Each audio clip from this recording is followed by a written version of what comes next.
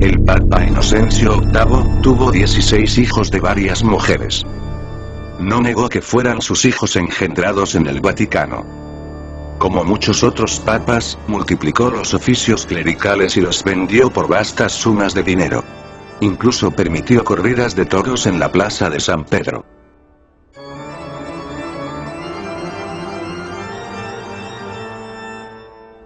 Vino más tarde Rodrigo Borgia, quien tomó el nombre de Alejandro VI y ganó su elección al papado mediante chantajes con los cardenales. Práctica común en aquellos días. Antes de ser papa, cuando aún era cardenal y arzobispo, vivió en pecado con una mujer llamada Vanosa, de Catanei. Y después con la hija de esta quien se llamaba Rosa, con la cual tuvo 5 hijos. En el día de su coronación, nombró a su hijo, quien era un joven de temperamento y hábitos viles, como arzobispo de Valencia.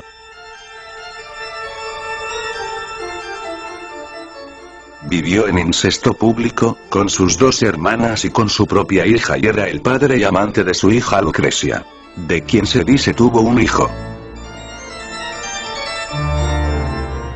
El 31 de octubre de 1501, realizó una orgía sexual en el Vaticano, que no ha tenido parangón alguno en los anales históricos de la humanidad. En cuanto al Papa Pablo III, incluso la revista de signo católico, Life, dijo que siendo cardenal había tenido 4 hijos y en el día de su coronación celebró el bautismo de sus 2 bisnietos. Que eligió a 2 de sus sobrinos adolescentes como cardenales. Realizó festivales con cantantes, bailarinas, bufones, y buscó ayuda de astrólogos.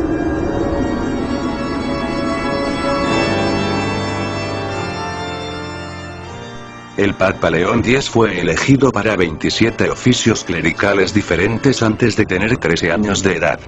Fue enseñado a considerar los cargos eclesiásticos solo como un medio de ganancia.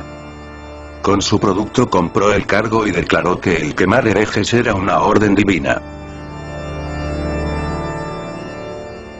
Fue durante esos días que Martín Lutero, siendo aún sacerdote de la Iglesia romana, viajó a Roma. Al ver por primera vez la ciudad de las 7 colinas, cayó al suelo diciendo: Santa Roma, te saludo. No había pasado mucho tiempo en dicha ciudad, cuando pudo darse cuenta de que Roma era todo, menos una ciudad santa. Pudo ver que la iniquidad existía en todas las clases del clero. Los sacerdotes contaban chistes indecentes y usaban palabras profanas. Incluso en la misa. Lutero describió a los papas de la época como peores en su conducta que los emperadores paganos de la antigua Roma. Y explica que los banquetes de la corte papal eran servidos por 12 mujeres desnudas. Nadie puede imaginarse los pecados tan infames y los actos que son cometidos en Roma. Dijo. Tienen que ser vistos y escuchados para ser creídos. Tanto es así, que se acostumbra a decir: si hay un infierno, Roma está construida sobre él. Un día, durante la visita de Lutero a Roma, vio una estatua en una de las vías públicas que conducen a San Pedro que le llamó la atención. Pues era de una papisa. Y junto con el cetro y la mitra papal, tenía un niño en sus brazos. Era la estatua de la papisa Juana. Estoy sorprendido de cómo los papas permiten que la estatua permanezca allí, dijo Lutero. 40 años más tarde, después de la muerte de Lutero, dicha estatua fue quitada por orden del Papa Sixto V. ¿Quién fue este papa femenino al que la estatua representaba? Se dice que nació en la tierra del Rin, en Ingelheim. Fue aclamada en Mainz, por su sabiduría. Y, más tarde, se disfrazó de hombre para entrar en el célebre monasterio de Fulda, entre Frankfurt y Bebra. Se dice que también estudió en Inglaterra y Atenas.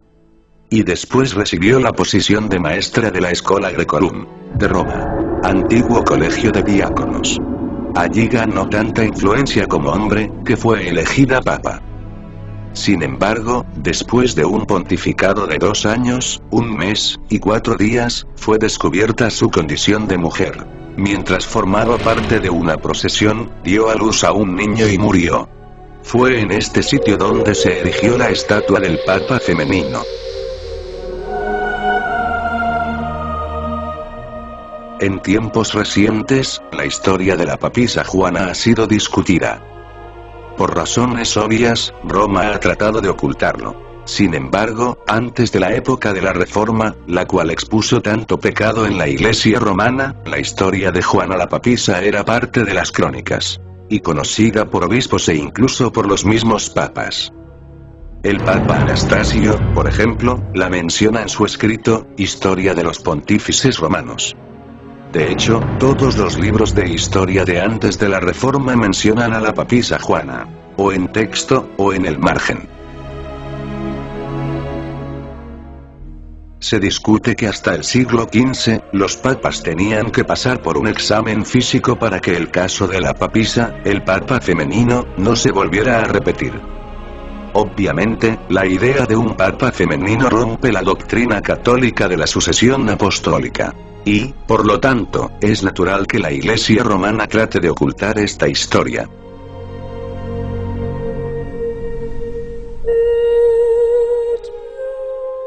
Al llegar al final de esta trilogía de videos, habiendo mencionado la gran inmoralidad que ha existido en la vida de algunos papas, no quiero dar la impresión de que todos los papas han sido tan malvados como estos. Sin duda que los que he mencionado aquí fueron los peores. Pero ha sido necesario referirme a ellos para demostrar que la afirmación católica de que el papado es una sucesión apostólica, es total y contundentemente falsa. Tal declaración católica significa que todos estos papas inmorales, incluyendo a los más ignorantes y perversos, han de ser tomados en cuenta en la línea de sucesión desde el apóstol Pedro y hay que considerarlos infalibles. Cosa que está más alejada de la realidad porque hemos visto que lejos de ser infalibles han resultado ser unos verdaderos herejes, apóstatas, asesinos, adúlteros, satanistas, entre otras cosas.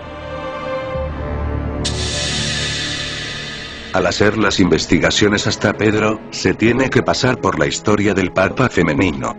De modo que la sucesión papal a la cual toda otra demanda del catolicismo está unida, queda expuesta como un vil fraude. Y debe caer ante la poderosa evidencia de la verdad histórica y a la luz de lo que dicen las Sagradas Escrituras. Me gustaría charlar contigo. Mi Gmail está en pantalla. Espero que estos videos hayan sido útiles en tu vida personal y que al menos te den un punto de reflexión y estímulo para seguir investigando. Soy tu amigo, Dante Episcopo. Hasta la próxima.